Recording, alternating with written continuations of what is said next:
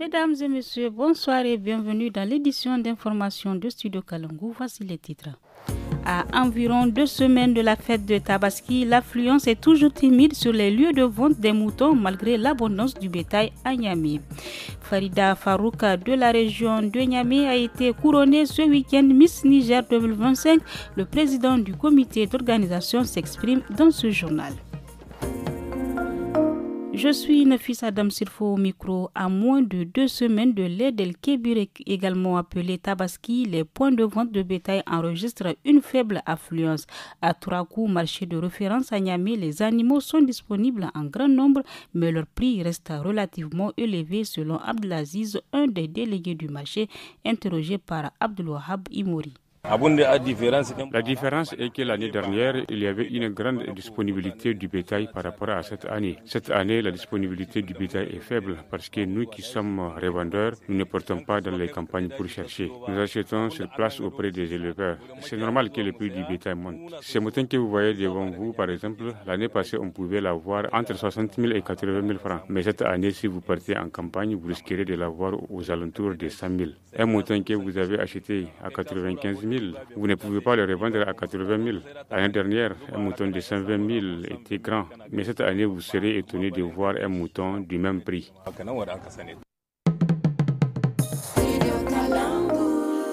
Farida Farouk, candidate représentant la région de Niamey, a été couronnée Miss Niger 2025. Après plusieurs reports, le concours s'est finalement tenu le samedi 24 mai à Niamey.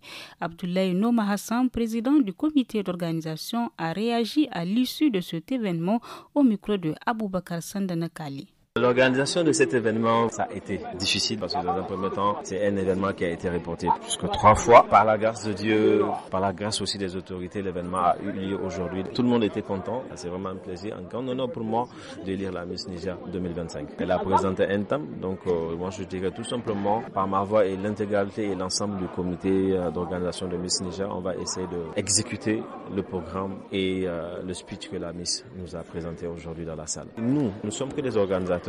Donc les jurys sont autonomes, les jurys n'ont rien à voir avec le comité. Les jurys, c'est à eux de décider, choisir la Miss et à travers les critères de sélection qu'on impose.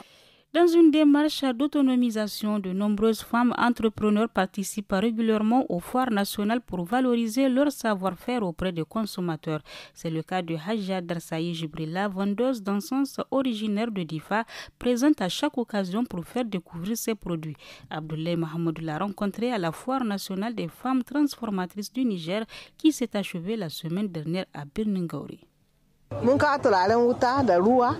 Nous avons emmené de l'encens, du parfum liquide ainsi que des coris. C'est au marché que nous payons les différents produits que nous mélangeons chez nous pour en faire de bons encens. Il faut savoir que les qualités des encens diffèrent. On en trouve plus de 7 variétés. Mais les vrais connaisseurs savent faire la différence même à travers l'odeur.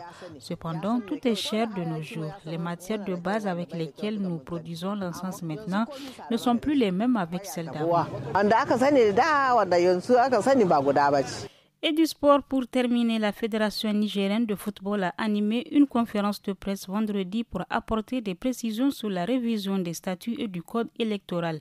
Slimane Mohamed, président de la commission communication de la FENIFOOT, a apporté des détails au micro de Salamat Kadri. À l'époque, avec Madame Sarah Souleymali, qui est la manager du service gouvernance au niveau de la division Association nationale de la FIFA, nous avons beaucoup échangé, quasiment pendant 1 an, pour élaborer ces différents textes, jusqu'à leur adoption par l'Assemblée générale de la FENIFOOT. Mais ça en valait la peine parce qu'il fallait se doter de textes modernes qu'on allait utiliser dans le cadre du fonctionnement et des activités de la Fédération nigérienne de football. Ces textes sont impersonnels, élaborés de façon participative, adoptés démocratiquement par une assemblée générale de la FENIFOOT tenue le samedi 31 octobre 2020. Fin de ce journal. Merci de votre attention et restez avec nous pour la suite de nos programmes.